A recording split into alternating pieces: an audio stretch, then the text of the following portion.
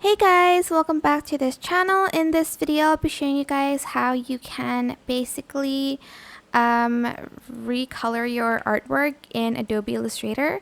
So you're just going to select everything here. You're going to go to edit and you're going to select the recolor option, which is edit colors. So select recolor artwork, and here you're just going to either go to your color library or select the colors here. I'm just going to select one from the color library and going to select one from, there was one that I really like, foods, and it was ice cream.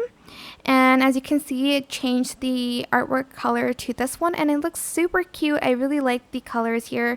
You can also change using this circle here to change like the placement of it, but I quite like this one. So yeah, that is pretty much it. I hope this tutorial was helpful for you guys.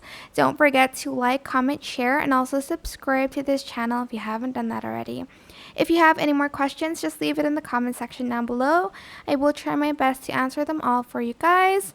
If you found this video helpful, please click the thanks button above the description box down below. Thank you so much for watching. Bye!